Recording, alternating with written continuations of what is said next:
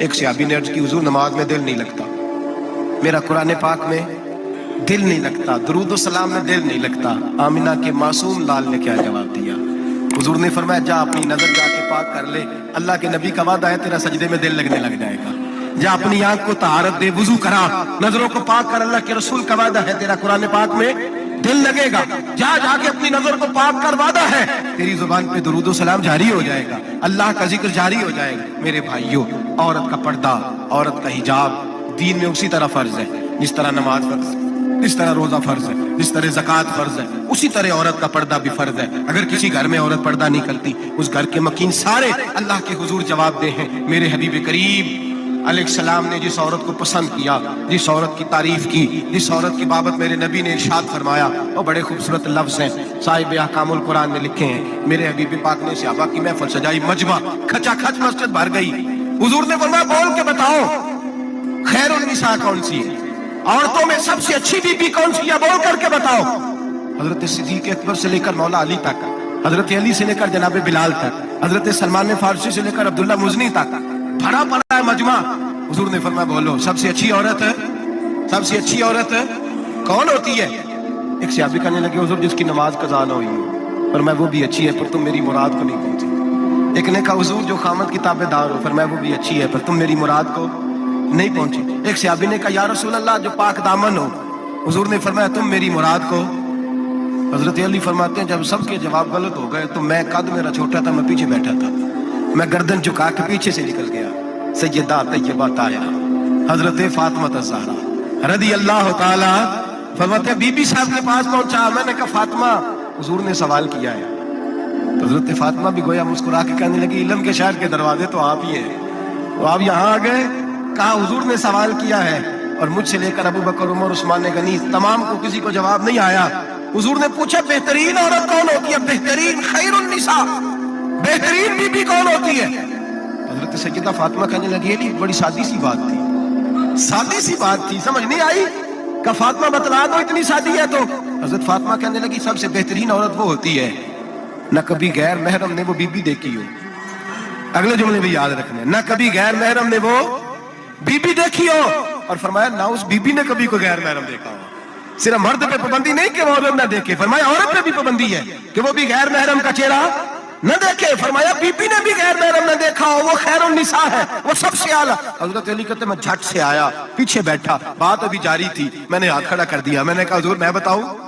نبی پاک نے فرمایا بتلاؤ، تو کہتا میں نے کہا حضور بہترین بی بی وہ ہوتی ہے جس نے نہ کبھی غیر محرم دیکھا ہو اور نہ غیر محرم نے کبھی اسے دیکھا ہو۔ علی فرماتے ہیں میں نے جواب دیا تو میرے رسول کی آنکھوں میں آنسو آ گئے، حضور روئے اور فرماتے ہیں ہنستے مسکراتے اچانک صحابہ کے آنسو برسنے لگے، مجمع پہ کیف سا طاری ہو گیا، آنکھیں برسنے لگی۔ ہم لوگ حضور کے رونے پر سکتے میں آ گئے، نظر اٹھائی تو جواب تو میں نے دیا تھا، تعریف میری ہونی چاہیے تھی، شاباش مجھے ملنی چاہیے تھی۔ میرے حبیب نے رو کے آنسو پوچھ کے فرمایا میں تمہیں کہتا نہیں الفاطمہ تو بدعۃ منی، فاطمہ واقعی میرے جگر کا ٹکڑا ہے، فاطمہ میرے وجود کا حصہ ہے، میں تمہیں کہتا نہیں رہتا؟ کہا فاطمہ میرے جگر کا ٹکڑا ہے۔ حضرت علی فرماتے ہیں صحابہ میری طرف دیکھنے لگے اور کہنے لگے علی جواب تو دے، شاباش بی بی صاحبہ کو ملے۔ تو کہتے ہیں میں نے کہا حضور روئے ہیں تو آنسو میرے بھی چھلک ہی پڑے ہیں، فرمانے لگے لفظ میرے ہیں پر سوچ اس بیٹی کے ہے جس کی تربیت محمد عربی نے فرمائی ہے، فرمایا جملے میرے ہیں، ناقل میں ہوں، بات میں بیان کر رہا ہوں، لیکن پیچھے سوچ اس نور والی بیٹی کی ہے جس کو اپنے گھر کے اندر رہ کے آنگن میں رکھ کے رسول پاک نے پرورش فرمائی۔ حضرت فاطمہ فرماتی ہیں حضرت علی میرے پاس دوڑے آئے اور کہنے لگے فاطمہ چل مسجد، پتہ نہیں حضور کو کیا ہو گیا، حضور رو رو کے بے حال ہوگا، اور حضور حجرے میں رو رہے ہیں اور ہچکیوں کی آواز مسجد میں آ رہی ہے، چل ذرا چل کے حضور کی بات دیکھ کیا ہوا ہے، ہماری تو طاقت نہیں اندر جانے کی۔ سیدہ طیبہ طاہرہ حضرت فاطمہ جھٹ سے پردہ اوڑا، حاضر خدمت ہوئی، اندر گئیں، کہتی ہیں حضور کے کندھے پہ ہاتھ رکھا تو محبوب بیٹی کے ہاتھ کی ٹھنڈک محسوس کی، سر سجدے سے اٹھایا، فرمایا فاطمہ آ گئی ہو؟ حضور آئی، فرمایا چل بیٹی تو بھی ہاتھ اٹھا اور میری امت کی بیٹیوں کے لیے دعا مانگ، چل تو بھی ہاتھ اٹھا میری امت کی بہنوں ماؤں کے لیے دعا مانگ۔ محبوبہ کیا ہوا؟ میرے حبیب نے فرمایا رات مجھے دکھایا گیا ہے دوزخ میں کچھ بیبیاں ہیں، ان کے بال فرشتوں نے باندھے ہوئے ہیں اور انہیں گرز مار رہے ہیں، وہ چیختی چلاتی ہیں اور مدد کے لیے پکارتی ہیں، بڑی تکلیف میں ہیں۔ تو بی بی صاحب عرض کرتے ہیں یا رسول اللہ ان کی غلطی کیا ہے؟